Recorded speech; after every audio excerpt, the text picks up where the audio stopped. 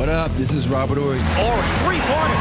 Buries it. You might know me as Big Shot Bob. To Horry for three. Oh, unbelievable. This guy is off the charts. What's going on, Big Shot Bob? Robert Horry from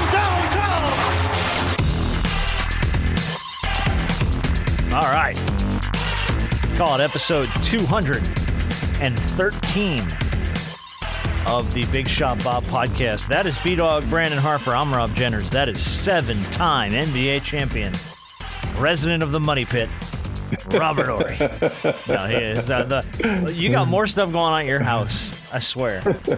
My son Austin's in the middle of a renovation, and he doesn't have as much shit going on as you do. And they're gutting his whole house, man. There they go, man. Dude. You know, we had to gut one house, and then we got a new roof over here. You know, those storms we had when we had the fires and the 100-mile-per-hour winds. Let me get that out there. There you go. It just messed up a lot of stuff over here. So you had, Ugh. So it's like, oh my goodness. But hey, at least I'm thankful. You know, a lot of guys lost their whole house. I just lost the roof. Yeah. What is the situation like out there? By the way, like are things going back up? Are they fixing things, or is it still just kind of a little? They're still testing the soil and stuff because a lot of the soil is contaminated. And I actually had to drive through that way the other day, and it's weird because you can tell the lots that have been treated because they got a certain little barrier around them and they got the signage out front. But it's still about, I want to guesstimate, but it's a lot of homes. I should say no homes, so a lot of plots that are still need to be excavated and treated for contamination. So it's going to be a long process, man. Probably about a 5-year process. That's crazy. Mm-hmm. Yeah, it's fun. I mean, it's wild because what happens is it leaves the mainstream news. Mm-hmm. So you stop thinking about it. You're like, okay, well, that's a thing that happened, and you move on, and you realize, no, these people are still rebuilding their lives out there. Yeah. So like when we go to the way we go to the gym is the way the dump trucks come. So we're at the light. About 20 dump trucks are past us filled with stuff. I don't know what's in their materials. Then they have to go somewhere and dump that and come back and do it all over again. And it's just. It's a process that you don't even think about. You say, okay, my house burned down, I can rebuild it because those homes were so old. They have metal, asbestos, all this stuff that has seeped into the soil. So they got to retreat that. It's a lot of stuff they got to do that people don't even think about. You think, oh, I burned my house down? Okay, just dig out. Yeah, rebuild. Put a slab down and rebuild. No. It's a process. Damn. Oh, think about all those people still going through it out there. Yes, a lot of people. It's a long road. And like you said, you're thankful because you still have the roof over your head, even though it's got a bunch of holes in it. You still got it. So that can be fixed easier. Tell you what. All right, well, man, where you want to start, dude? I'm going to give you some numbers on where we're at with the conference finals, and then we can either start in the East or the West, talk about whatever you guys want. I do want to do this, though. We will have a new NBA champion this year for the 7th time in 7 seasons. A new NBA champion, which I thought was cool. So in 2019, it was the Raptors. 2020, COVID-19 won. 21, the Bucks. 22, the Warriors. 23, the Nuggets. 24, the Celtics. And now 2025. For the bigger picture on parity in the NBA, there have been 78 NBA champions. 5 teams, the Celtics, Lakers, Warriors, Bulls, and Spurs, have combined for 67.9% of all those titles. So it's a small little window for everybody else that's left over. A couple more quick numbers, then we'll chat. Let's see. Oklahoma City Thunder haven't won a chip since 1979 when they were the Seattle Supersonics. Knicks haven't won one since 1973. Their last appearance were in the conference finals, and they lost to the Indiana Pacers in 99-2000. The last finals they made, 98-99, they lost to the Spurs in 6. And the last time they were in the Eastern Conference Finals, Jalen Brunson's dad, Rick, was still on the team. So it's been a minute for the Knicks. Timberwolves and Pacers have never won an NBA title. This is the first Western Conference Finals played outside of the states of Texas or California since 1996. How about that? That's Texas crazy. and California have hosted every year since 96. Cheapest tickets in the door for Game 1 of the conference finals. Pacers versus the Knicks in the Garden, cheapest in the door, $671. That's probably to stand on the roof of Madison Square Garden. Timberwolves versus the Thunder, $170. $170 you're in the door. Oh man, A lot going on now with these conference finals. So it's cool. It's cool to see that we're going to have a seventh champion for the seventh time. Yeah. That's pretty neat. you know, it's going to be really interesting because I sat here and after I watched that Thunder game in Denver, I'm like, who am I going to root for? I think I'm going to root for the Timberwolves. Okay. And the reason why, because I look at all the teams, I look at all the players, and the player I respect most resides on the Timberwolves, and that's Conley. So I said, okay, I'm going to root for Conley because this guy has been the prototypical NBA player, just go about, hard worker, does his job. You never hear anything about him. He does a lot of charity work. He doesn't want, the acknowledgments for it. He just does good things. So I'm rooting for him. And plus, he is the elder statesman that's left. So I'm going. So you're rooting for the old man. Gotcha. I'm rooting for the old man. Yeah. Which is funny because last week you didn't want Minnesota anywhere near the NBA Finals. Last week you're like, Minnesota's not going to draw. I don't want them. Hey, but sometimes you got to sit back and think about things. And you think about the teams, and you went down like the Pacers, the Knicks. Nah, because think about when the Knicks win. Oh my goodness. Oh, we're gonna get goodness. we're gonna get to that. We're gonna get to that. We got so much Knicks fan stuff to get into. So. And then if the Thunder win, it was like, oh shit, here they go, thinking they got a dynasty and they get rid of all it. But I don't think the Thunder would go that way. No, I'm just saying though, because they're so young. Think about the Thunder. That this is like the start of their. Yeah. So they're gonna say, oh, we're the new Golden State Warriors. We started a little dynasty because we got a lot of. I don't get that vibe though from OKC. I don't. Hardly Harp does either. He's shaking his head no. I don't get it, but I'm just saying, you know how people are in the media. They got to pick things out of the air to talk about. So. Well, I mean, if you want to blame it on the media, First Take is going to make them a dynasty on the day after. Yeah, of course that's going to happen. Yeah. Mm-hmm. So, Harp, who do you want? Who you want in the NBA Finals? Minnesota or OKC? Why are you beating around the bush, man? Why are you doing that? I think I'm gonna pull for Minnesota. And it's nothing against OKC. They're a great team, very young, a very deep team. But to see Minnesota even last year, be right there and on the cusp of it, and then not being able to get there, and then the fact that now they're back, I think it's just their time to be. It's time for them to take that next step. You can say the same thing about OKC in a sense as well. So that's why this is going to be a really, really good series. Mm-hmm. But I really do think that it's really time for Ant-Man and Minnesota to be able to take that next step and represent the Western Conference in the finals. Plus, like we talked about this last week, I think a Wolves, and I'm assuming maybe the Knicks win this series. I know we'll get into that, but a Wolves and Knicks finals is better than what I think a lot of people would expect, because I think you got a lot of storylines there about an evenly kind of matched trade that we know that went down between the both of these teams. Mm-hmm. And that's gonna be so newsworthy throughout that finals that, it's like beating a dead horse. But in reality, you don't see a lot of evenly matched trades a lot in the NBA, let alone sports alone. So I think that's a pretty good storyline there. No disrespect to OKC and the Pacers, because both of them have worked hard to get where they are.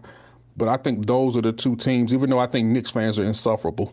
Oh, yeah, we're gonna get to them. We got plenty to get to them. Well, listen, before we get too far off of the West here, Denver took them to 7.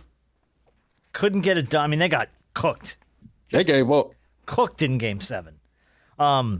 I did have a couple pieces of audio real quick from Denver I wanted to play before we got too far away from it. Joker, what's the offseason look like for you and for the Thunder? We will see, But from now, like next couple of days, there's going to be a lot of beer probably. I'm just going to go drink a lot of beer. Him and the Nuggets. Hey, I know one guy who couldn't have said that shit.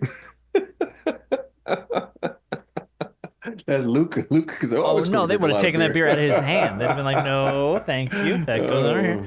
And then we had this from Aaron Gordon, I guess, had a hamstring strain, or a sprain, I should say. And I guess he was questionable all the way up to the start of Game 7.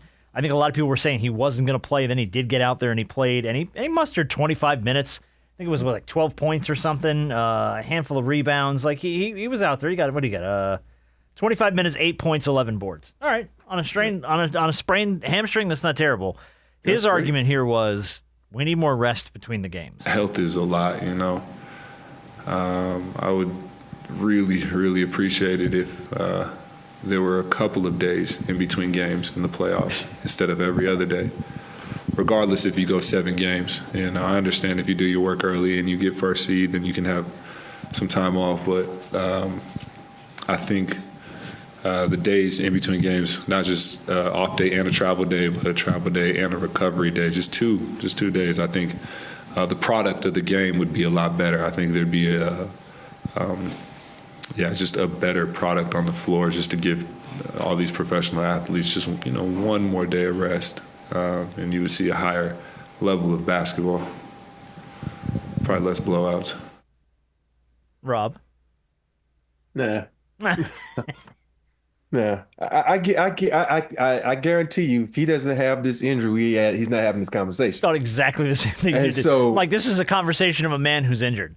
Yeah, for me, I would agree with him in the sense of like, all right, we're in our city, we play, we have the day off, then we play, then we have a travel day, and then we have a day off, and then we play.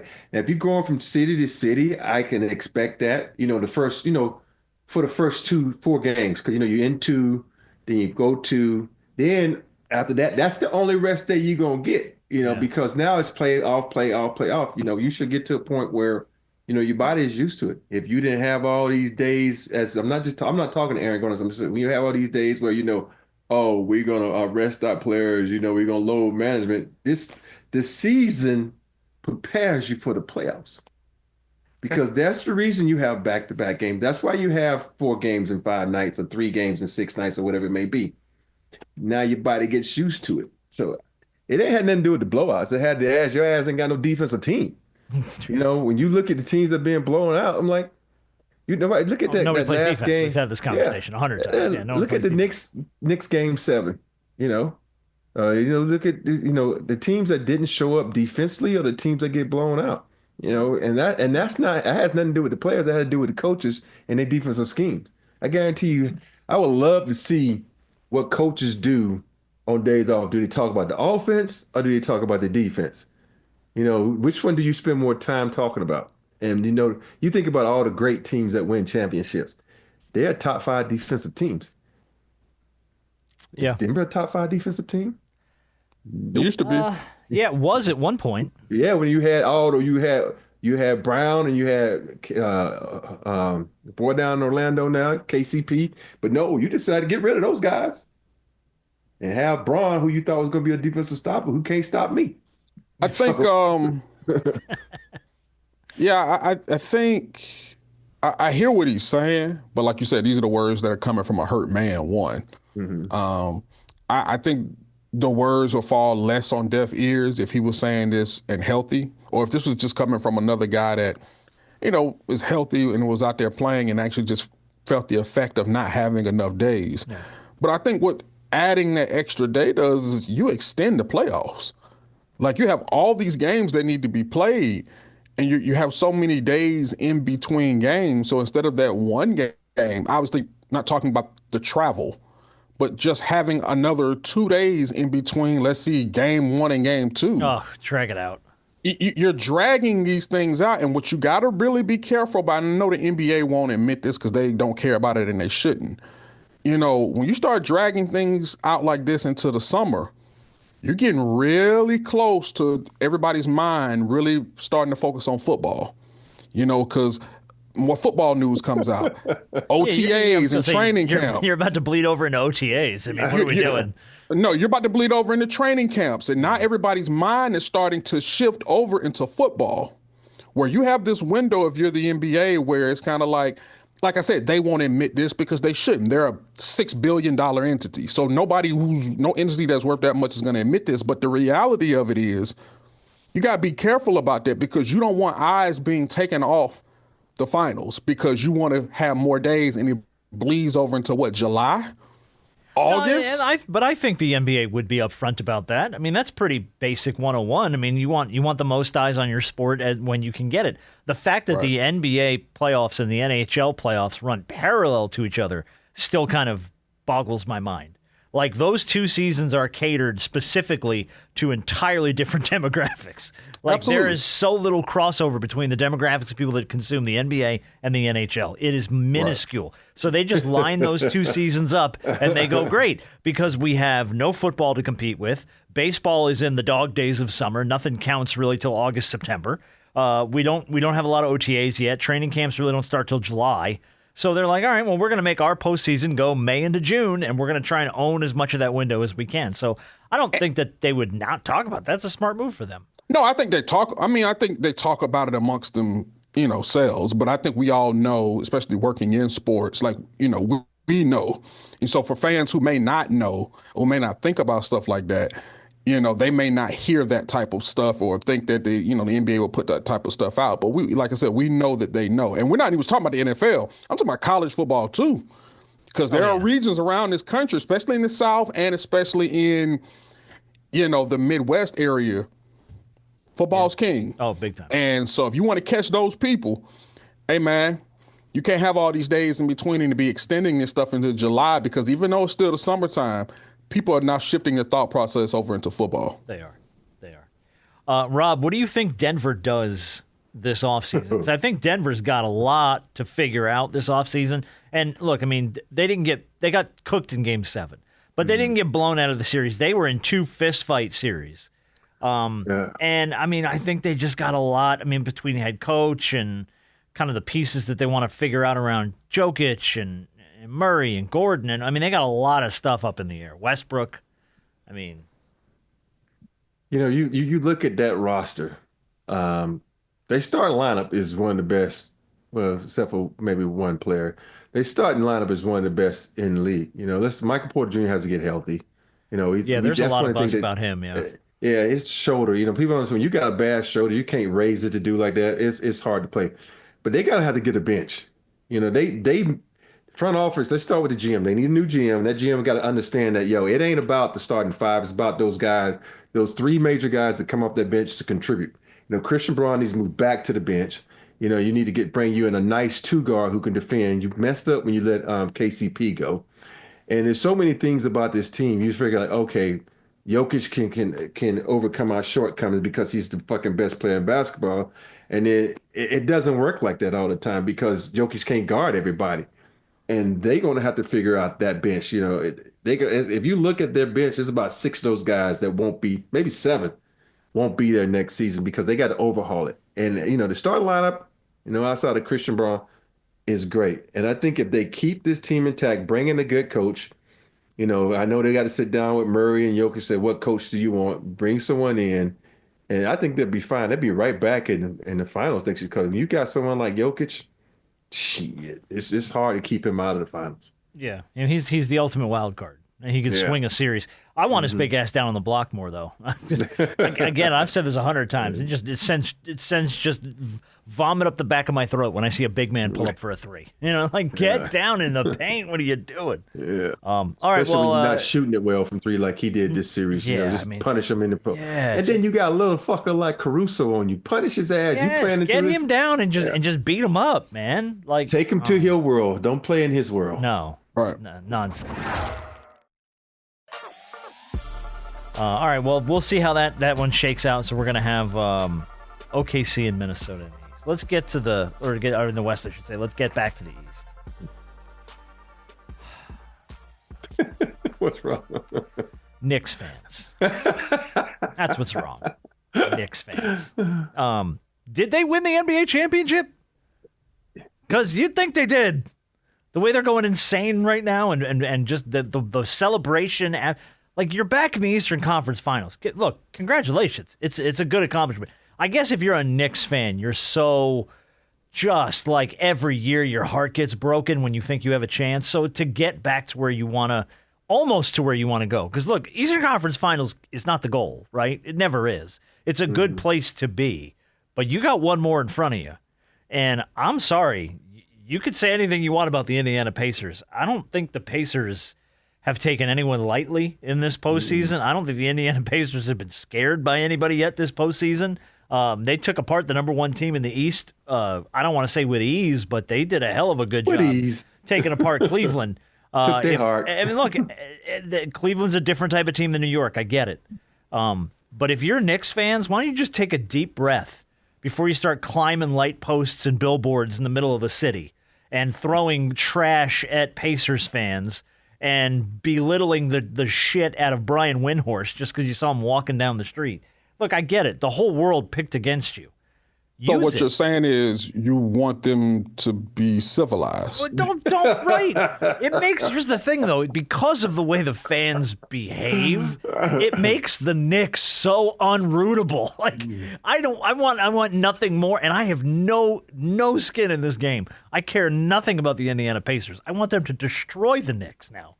Just because of their fans, because of the way they paint the whole, oh, this is all year, we're going all the way. Like, this is nonsense. We do this all the time. Like, behave. Like, have an ounce of class and respect, and look at the fact that you haven't been there in 25 years.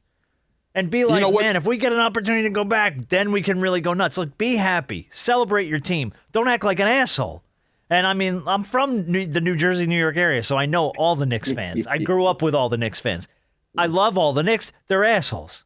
All the kids I grew up with that are Knicks fans, I love them. They're assholes. Yeah. It just it infuriates me. Yeah, Rob, I will say this. I think I agree with you. Trust me. And, being here in Atlanta, we've had our battles with the Knicks, and somehow, some way, Trae Young is still number one on the enemy list, or 1B, or whoever's on that list, he's somewhere at the top. And they still keep Trae Young's name in their mouth somehow, some way. But I do agree with you that I am rooting for the Pacers to win this series. But I guarantee you, in the interest of the NBA and viewership, they are hoping that the Knicks win this series. They are hoping and praying New York. to the good Lord. Yeah. Absolutely. Because they're looking at it from the standpoint, okay, we don't have a big market in the West amongst these other two teams. LA or no team in Texas is in this thing. Like you said, for the first time since 96. So we don't have a big market here. Now we have Ant-Man, cool. But as far as the market itself, not in the West, we got one big market left, and that is New York. And I think the league is on hands and knees begging the good Lord above that they want it to be a good series, but they want the Knicks to come out on top here. Of course they do. The Adam Silver doesn't want any part of Indiana, Minnesota being his finals match. There's no way he wants that. Or OKC, Minnesota. I mean OKC, Indiana. Yeah, Indiana. Because those are just, you're right. It's a media thing, but. Yeah. Like, shit, man, look, I can't with Knicks fans, man. I can't. Like you're not even close to your goal yet. You're in the Eastern Conference Finals. It's huge. Yeah. But you're not there yet. It gets to a point where, Knicks fans follow what they see on TV. I don't think there's ever been an organization that has that many fucking ex-players at a game. I'm like, you got Sprewell, you got what's Stoudemire, you got what's the guy Starberry, you got Larry Johnson. I can go on and on. You get all these motherfuckers at the game ain't never won shit. Ain't none of the motherfuckers ever won a championship for them, but they on the sideline acting like asses, standing up, running on the court, giving players high five, and that carries over to the fans. And the fans take that. The shit they were doing to that fan, throwing the trash at him. No, yeah. That was just. I think the guy, just uncalled if I'm for. not mistaken, too, and I read the story quickly and I didn't make a note on it, but I think he's a firefighter. He is a New York firefighter. I think he's a New York City firefighter, but he's a Pacers fan. They had him on Pat McAfee. Yeah, that's right. And so now Halliburton said he's going to fly him out to Indianapolis or something for one of the games to kind of because he was right. But that man is a New York City firefighter. And you're hitting him with trash and garbage and he's one of your own. Yes. He just roots for a different team. Who cares? They do. And you know how out of bounds New Yorkers are. The fact that he had that Pacers jersey on walking down the street. Didn't matter who he was, yeah. It does not matter what you do, where you're from, what job or career that you have. He had on that Pacers jersey, and all they saw is like a bull seeing red. That's all I see. Well, I'm gonna knock you out this trash bag and maybe find out later everything that you do, and maybe you'll get an apology. But then they're gonna blame it on apology. right. But then they'll blame it on the fact, well, if you weren't wearing their Pacers jersey, you wouldn't have had those problems. So you know how New Yorkers do. That's just the way that it is. I know, but you know what? Dude, I get it, but I mean, come on. Yeah, it just gets to a point where you're like, come on, man. And that's my problem is if the Knicks are in the NBA Finals, I'm gonna have a hard time dealing with these people for another 2 weeks. I'm just gonna have a really hard time with it. Part of me would like the Knicks in the NBA Finals, because I think losing in the NBA Finals and being that close would do so much more damage to them than losing in the Eastern Conference Finals, because they're right there. Do you know what that city would look like if they lose? Oh. Do you know what Stephen A. Smith and First Take and so many other people who are New York Knicks fans and are in the media, do you know what they would sound like? Oh, they would be heartbroken. It would be glorious. That's a beautiful thing, ain't it? Yeah, it'd be glorious. Yeah. No, I mean, look, I like I said, I got nothing against the Knicks. In fact, Knicks is the guys that they roll out there.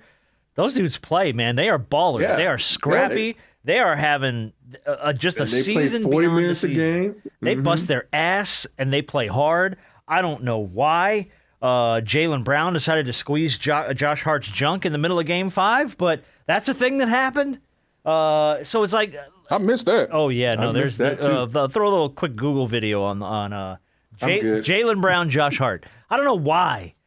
He was coming across and trying to like set a screen or something. I don't know, but Jaylen just reaches down and gets a handful and just goes and just gives him a Come on, squeeze. dog. Like, bro, what It's are you ridiculous. doing? What are you doing? So I guess part of the reason I brought that up was the celebration with Knicks fans. Was this because they beat the Celtics? Was this because it was Boston and New York? Was that why this was so over the top, or is this just generally over the top? I think it was a lot to have to do with they beat the Celtics, and they was a higher ranked team, so it's because think about it. Everybody picked the Celtics. Who picked the Knicks? Nobody. Oh, no, right? no. In ESPN's entire roster of NBA people picked the Celtics. And think about it. They won 2 games before JT got hurt, so they were happy. And so I think they knew that was coming out of the pipe anyway. Even JT would have been healthy, they'd probably won that series. But so I just think that just took them over the top. Like, you beat the big dog, you think it's your year. And so I think after beating the big dog, they think it's their year. No one ain't no stopping us now. I don't know. Ain't no stopping us now. Unless it's the Pacers who knocked us out last year. And that's part of it, too. So not only is this a storied rivalry, they're fresh off Indiana coming into their building last year in Game 7 and just kicking them out the playoffs last year. I guarantee. I'm just ready to see, who they're going to pick to do the games. Oh, Reggie's on every game. They already said it. TNT, this is the last series that TNT will broadcast for the NBA, as their deal is now expired after the Eastern Conference Finals, and they stuck Reggie Miller's ass on the color down on the floor for every game, which is they should. Yeah. And so here's my only thing. I do love Reggie. I like Reggie a lot. I got no hate toward Reggie Miller. If I'm Reggie, though, don't make this about you. You know what I mean? Like, be there for it, enjoy it, but don't make this about, remember the time that I did this, remember the time that I broke their heart. They're going to show the 8 points in 9 seconds thing 1,000 times with Reggie on the call. They're going to, and it's like, if I'm Reg, I try to take the high road here and just go, look, man, let's not make this about Reggie Miller. Let's make this about the teams, because the 2 teams that are on the floor had nothing to do with any of those teams back in those days, man. Those guys, those guys are sitting on the sideline right now. Yeah, they're right behind your ass. You know what I mean? Like it ain't had nothing to do with any of that. So, I don't know. We'll see what Reggie does with it. But I love a storied NBA rivalry coming back to life. So I do like the Pacers Knicks. I think it's going to be a slugfest of a series. I do. Do we give Indiana a shot in this one? Because I think Indiana has shut us down every time we've doubted them. Absolutely. Halliburton's playing really well. Siakam's playing well. Nembhard's he's turning into a problem for a lot of people. So I think Indiana is gonna come out and give it a little bit more than maybe Knicks. And the one thing I like about Indiana, they got an asshole over there in Benedict. Oh yeah. When you have an asshole that can be one of those guys that just get someone off their off their game plan, you won the battle. And I think I know that was it. Is it Naismith? The other I gotta guy, look back at Aaron Naismith. Maybe. I Something like like him. that. I like him a lot. He's a guy that can fill in whatever you need. I What 2, 3, 4, 5, he can fill in. He's sort of like he's their version of Josh Hart. So Yeah, I don't know. I know very little about the Pacers depth, just because I have not paid a whole lot of attention to the Pacers. they only now go they're in the Eastern Conference Finals. They go 3 deep. They got Naismith, Toppin, and McConnell. Toppin. They play a lot of minutes. Yeah. Yeah, Toppin's been good for them. One matchup that I'm really going to be looking at in this series, though, is Miles Turner and Cat. You talk about versatile big men who can shoot the ball, but can also post up. I think that's going to be a battle that is really, really going to be heavily watched to see how these two big men go up against one another. So I think what's going to determine this series is which one can control the paint. Because we know Cat likes to shoot the ball a lot. But if Cat can tap into who we've seen him to be this season for the most part and not just settle for jump shots, it could be a long series for the Pacers. All right, you got to take one. Who you taking? Between who? Those two? Yeah. I'm gonna get a slight edge. I'm gonna get a slight edge to Cat. I think the way, and it's nothing against Miles Turner. I just think Cat has been playing very well. He's played very well most of this season. Like, you remember when we came into this season, we talked about when Tibbs and them traded for him, we knew that he was going to be their starting center or their big man. We said, well, hold on. This is the same Cat that we know that ain't going to play no defense? Because Tibbs likes defense, and we ain't never known Cat for playing defense. So we laughed at that. But the way that he's played down low for them this season, not just offensively, but defensively, he really took his game to another level and proved pretty much me wrong, at least. So, and he's pretty much continued that for the entire season.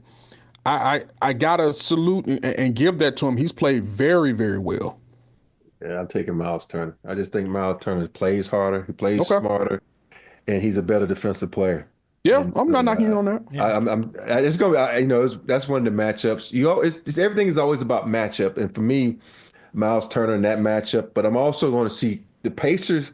What I like about the Pacers, they have 3 to 4 guys they can throw at Brunson. So that to me, because you got Nembhard, who's a big body, Naismith, that's a big body, and then you got even McConnell. He's considered a big body because he's like a little fire hydrant. You got those guys that can just try to wear Brunson down in the sense of like making him bring the ball up full course under some duress. So it's gonna be a good series. So people are sleeping on the Pacers. Pacers were one of the teams that had the best record after the All-Star game. They were playing really well, and it's not just one guy on their team playing well. You look at they got 6 guys that are playing really well. But the only thing I'm worried about is that long ass layoff they've had to wait. So They have. Yeah. And this. So what kind of series is this? I think it goes 7. I think at least I 6. think it goes 7. Yeah. I don't see this being one team. Unless someone gets hurt. If someone gets hurt, then it might not go 7. Yeah, I see it being a fist fight. Yeah. I think it's going to go at least 6. I want people to understand this. You just can't look at the Pacers. Oh, it's the fucking Pacers. You're disappointed because it wasn't Cleveland. This is a good fucking team, man. Yeah. They play very well together. And when I say team, this is probably the one truly team that's left because everybody contributes. And it's not like, give it to SGA Galloway, give it to Ant-Man or Randall Galloway, or give it to Bronson. No, these guys all go at you. Yeah. For me, it's going to come down to New York's bench. Because how far can you push those starters? And we know Tibbs loves to push those guys.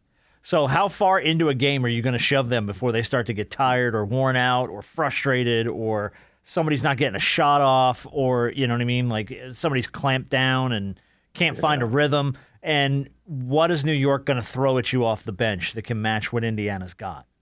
And thus far, they haven't had a lot of answers in that area. So it's going to be up to Tibbs. Like you think about it, Cameron Payne played a couple of good games and then he was like a forgotten thought. Back to the bench. Yep. I don't understand Tibbs. I know it's all about a rhythm in the field and you trust those 5 starters, but shit, You're gonna have to put Cameron Payne in the game. You're gonna have to pay some of these guys because you can't. You're gonna have you're gonna have to switch a little bit here, man. You're gonna have to. Because Mitchell Robinson is pretty much gonna be, unless he's guarding. Just don't send him to the free throw line, man. That's all I care about. Exactly. Just don't send that man to the free throw line. Those were arguably two of the worst free throws I've ever seen. I don't know if I've ever seen anybody airball 2 free throws as bad as those Robinson free throws, man.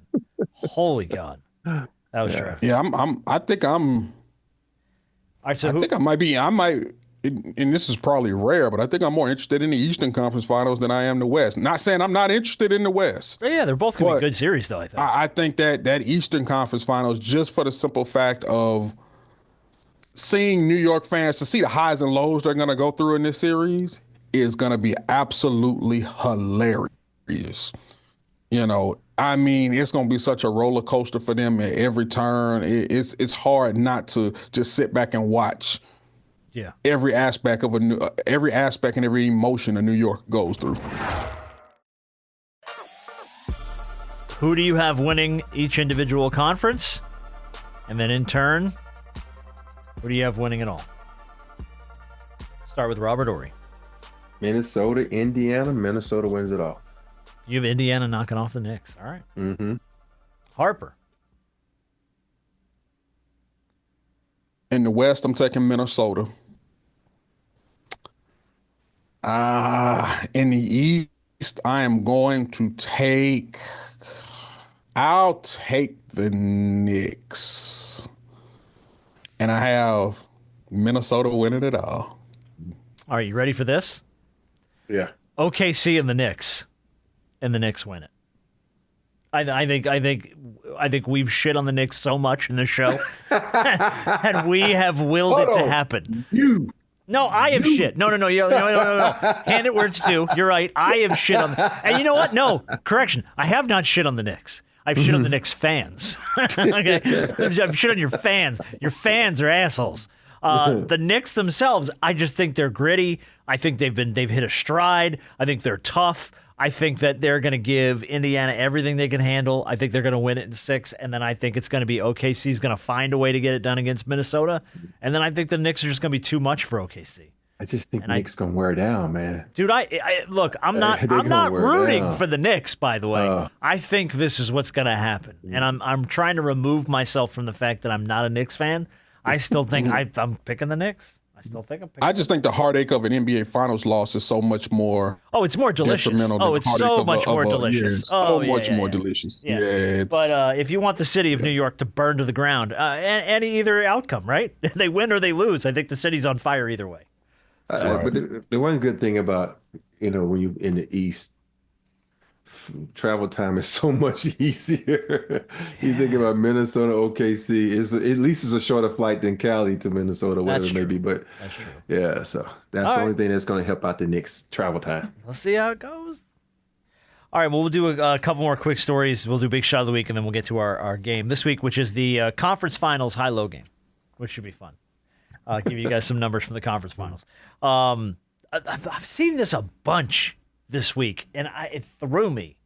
Kevin Durant to Philly. I was absolutely flummoxed by this. Word of the day, flummoxed. The Sixers are going to target Kevin Durant or Lauri Markkanen with a package that includes Paul George and the number 3 overall pick.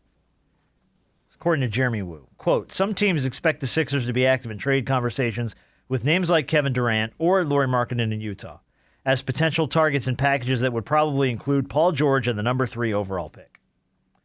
Kevin Durant in Philly. I don't like it. I don't like it either. I don't like it. What is he going there for? Right. But I mean, going there for a cheesesteak run? What is he going there for? I don't like it. You have nothing. I mean, what, Tyrese Maxey? What did I say about Kevin Durant? What? What did I say about Kevin Durant last week? And I've said it quite a few times. He is the superstar that is, every time he moves, he is in a lose-lose situation. Because he is a guy who, as great as he is, does not really, I don't believe, wants the full-on responsibility of being the guy that gets the team over the hump.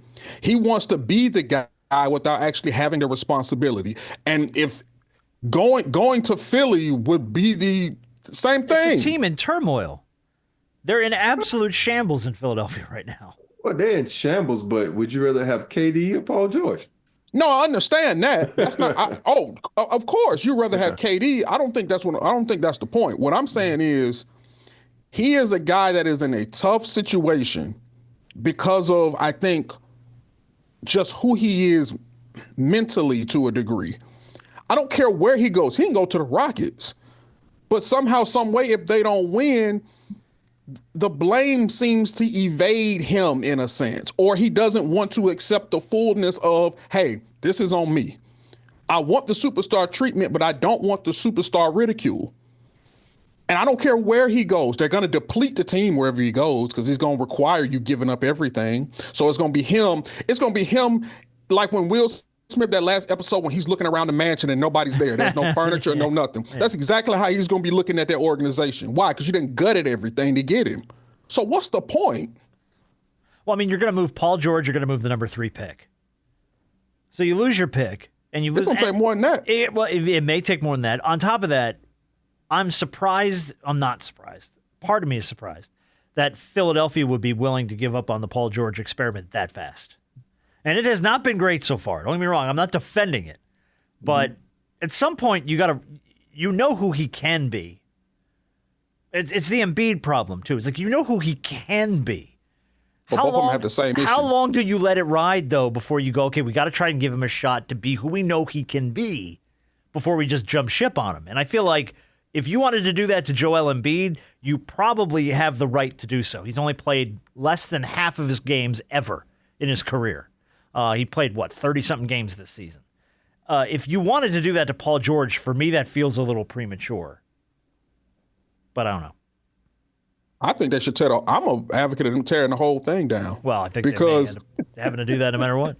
Because you holding on to Joel Embiid for what? He's not on the floor. All right, so let me ask you both the same question then. Where's the best place if Kevin Durant is to go anywhere? Where do you think the best place for him to be is? Yeah. I'd say, knowing that you're going to give up a lot anyway, you got to go to a team that I think has quite a bit to give up and can still be a formidable team. And I think that team, as young as they are, might be Houston. Okay. You would probably have to give up a package of Jalen Green, maybe Jabari Parker, a bevy of some of those draft picks. But I do still think they have enough talent there to where I think he can go in and they can still be a pretty good team. Now, you're going to sit there and say, well, does him coming to that organization stunt those young guys' growth? I don't know, but there aren't too many teams to me where, you can think about Dallas. Could Dallas give up the number 1 pick? They could. I don't think they will, but you talk about other places. I'm not saying they should, but you start talking about other places. Nico had to get an identity change if he did that shit. Well, he almost had to do it with Luka. I was going to say. He almost had to do it with Luka. He already had to change his name and his home address, and yeah. Right. So my thing is, Houston would probably, if you're going to move him, probably be the best bet. You know, it's just so hard when you look around the teams. You try where would he fit in at? And KD can fit in pretty much anywhere he goes, but are we looking at a situation where he's going to help a team win championship, or looking at a situation where he's just going to be on a team, like he was in Phoenix? And for me, I look at who he could help. And like Orlando, I think Orlando is right. I don't know what Orlando has to give up to get him, because if you look at Orlando's team, they're missing a veteran presence. They're a young team. Mm-hmm. And then, think about if he goes down to the bottom to Miami, and he'll fit in right there good with Bam, because Miami's lost Jimmy Butler, and now his is the replacement that you can have that can carry you to the top.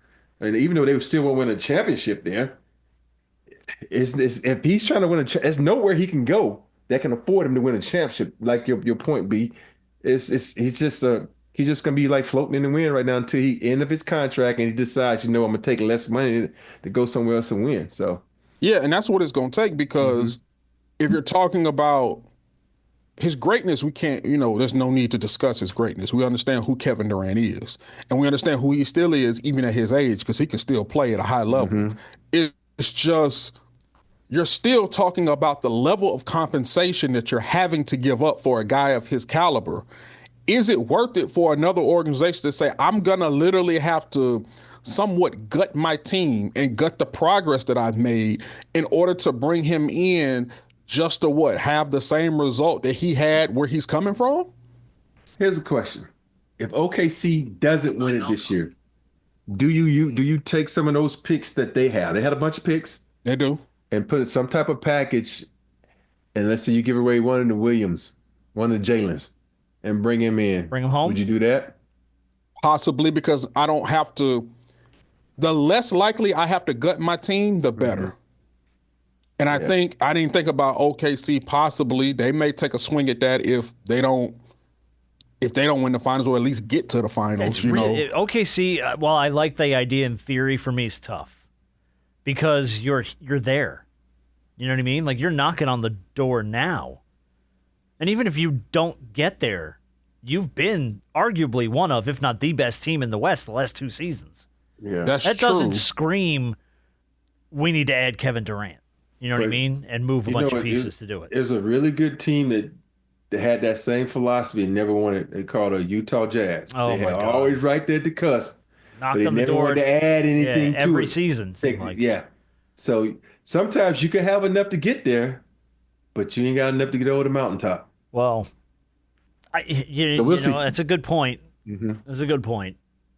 I just think you can't. You have to find a team has to find the least possible way to have to gut their team and what they have in order to get him, because you actually have to pair him with the people that he needs to play with and talent in order to be able to be successful. Not, hey, we'll give up all of this to get him.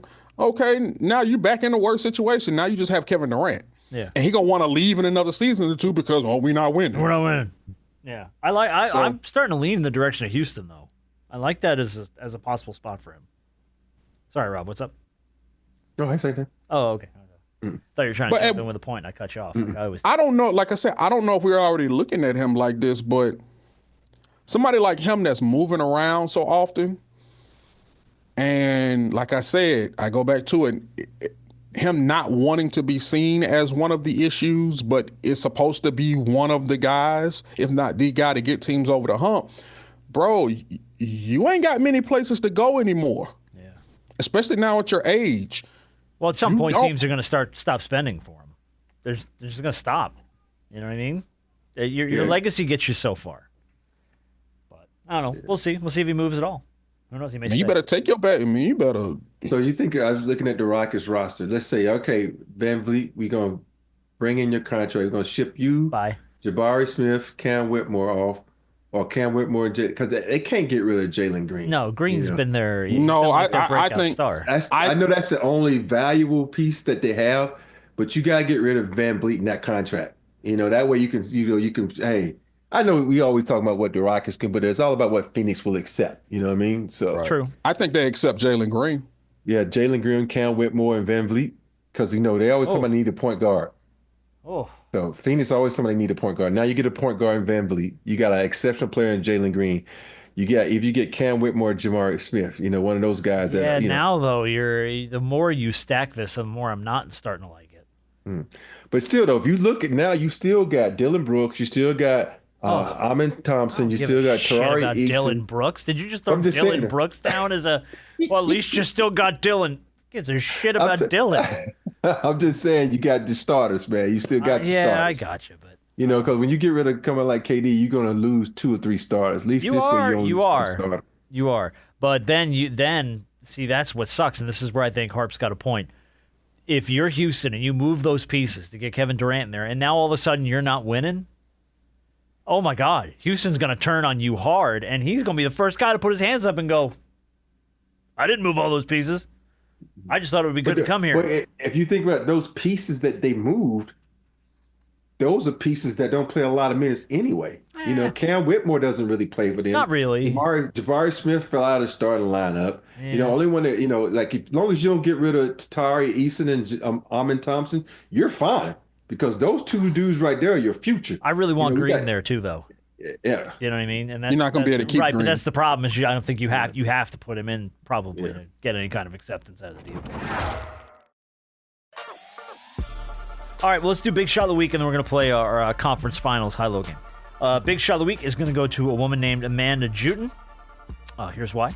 She's a 47-year-old Tennessee mother of 5. On May 9th, she got her college degree after raising 5 children. The reason she's getting Big Shot of the Week, she's completely blind. Ooh.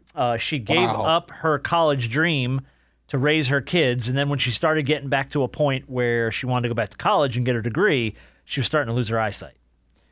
So she was basically just kind of gave up on it at that point. But then she went to an 8-month program at the Colorado Center for the Blind, learned how she could basically adapt to being a blind student, went to Tennessee Tech in the fall of 2022, and on May 9th, walked the stage with her guide dog at 47 years old to get her college degree.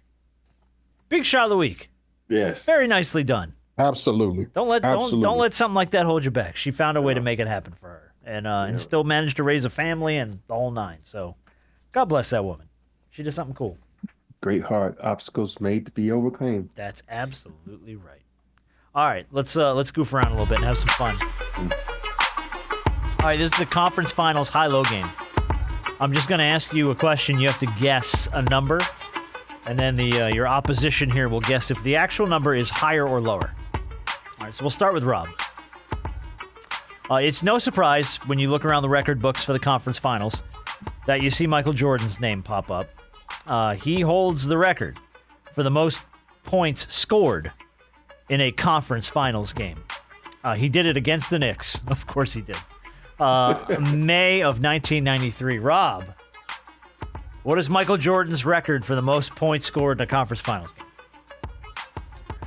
I want to say 54. All right. Brandon Harper, higher or lower? I think it was higher. No, it wasn't B. I just saw this on ESPN yesterday. Oh, dang. Well, Nailed it on the nose, 54. You prick. I missed that. Usually that's one of the ones you. I get. I missed ESPN that screws me again. Every time, man. Every time. All right, Harper. So do I get points for that? You 'Cause get I a got point him for there? that. You got it right on the nose, you freaking cheating-ass cheater. All right, here we go. Cheat, man. I just saw it on TV. You don't get mad at me. Man does his research for the first time in a year. No, I'm kidding. All right, Harper, speaking of easy guesses, it's pretty obvious that most conference finals appearances belong to the Lakers. They have 24, and the Celtics have 23 in their respective divisions. The next team on the list, though, is the San Antonio Spurs. With how many conference finals appearances? How many times have the Spurs made the conference finals?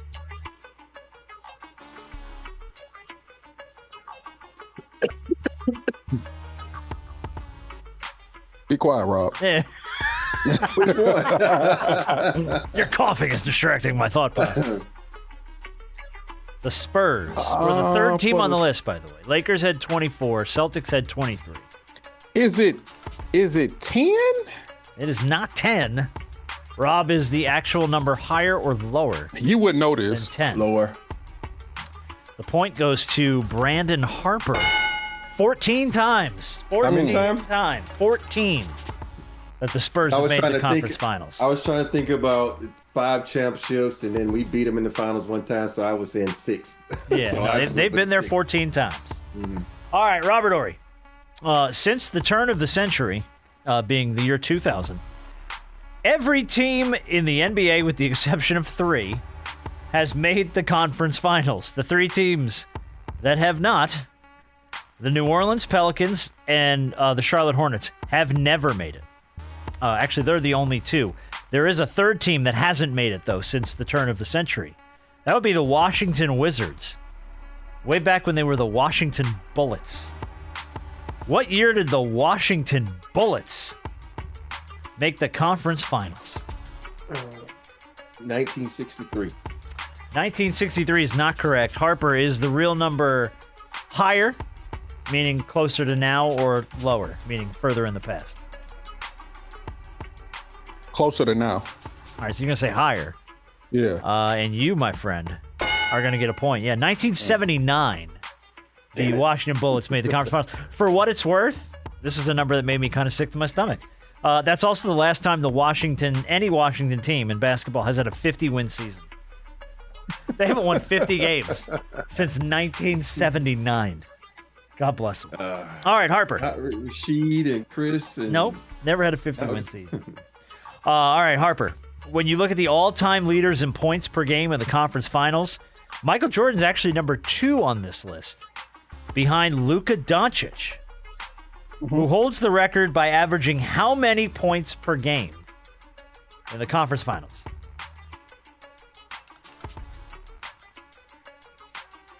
His points in the conference finals. In the conference finals. Points per game average in the conference finals.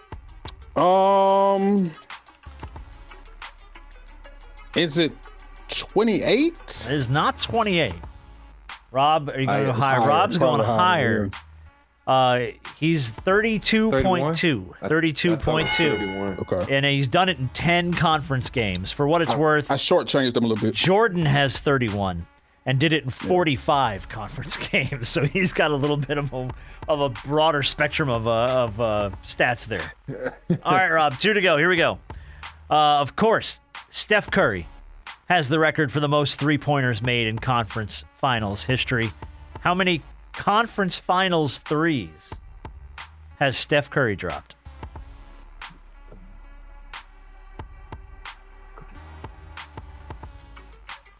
He's been quite a few conference finals. 73. I say 73, which is not correct. Harper, is the real number higher or lower than 73 three-pointers drained by Steph in the conference finals? I think it's higher. He's going to go higher. 151. Yeah. Yeah, 151. Yeah. For what it's worth, LeBron is second on the list with 106. And then Clay is right behind him with 104. So he's 53s ahead of everybody. And I'm a 4th on that list. I don't know if I didn't I'm see your kidding. name I'm just saying. I didn't see your name on any of these lists, but it's not to say that you haven't been to a few conference finals. All right, last one. Harper. The most rebounds in the history of the conference finals is a crowded field. Until you get to the top of the list. Rodman is 6th with 511. Bird is 5th with 532. Damn. Bird got that many? Yeah. Duncan is 4th with 549. LeBron is 3rd. He's got 590. Shaq is 2nd with 591. So he's leading LeBron by 1 rebound.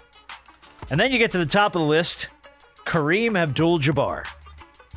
How many rebounds has Kareem Abdul-Jabbar pulled down in the conference finals? 750. I was going to say 750, which is not Damn. correct. Rob's going higher.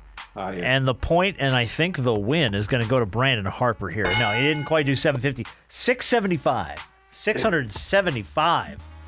All-time rebounds in the conference finals for Kareem Abdul-Jabbar. 23 years, I figure you have way more than that. He's been to the how many years did Kareem go to the conference finals too? My God. I mean, the Lakers overall have 23 total appearances. Now, he wasn't part of all those teams. But well, you think that the he's had to be 80s, there. it wasn't nothing but the Lakers and the Celtics. Yeah, I mean, he's had to be there. God, probably 12, 13 times, if not more. Yeah. Appearances in the conference finals. Rob, how many conference finals did you play in? I'm trying to think. Did you? Oh, okay, so here's the better question. Did you ever lose a conference finals? Mm-hmm. You have. We lost to the. Did I ever lose a conference final? I never lost a conference final, I don't think. So every time you've been to the conference finals, you've advanced to the NBA finals. Yeah, I used to lose in the second round. Yeah. Okay. Just I didn't know that offhand. I didn't know if you knew. Because my first year we lost to Seattle, second round. Yeah. And then win-win. Win-win, yeah. And then, was it Phoenix? Lakers we got. No, I may have. No. Some uncomfortableness there? No. Okay. Just curious. No, I had to think about it. I had to get back with you on that one. Okay. Well, we'll probably do some Google homework on that. I mean, to catch you off guard on your own career, but you know.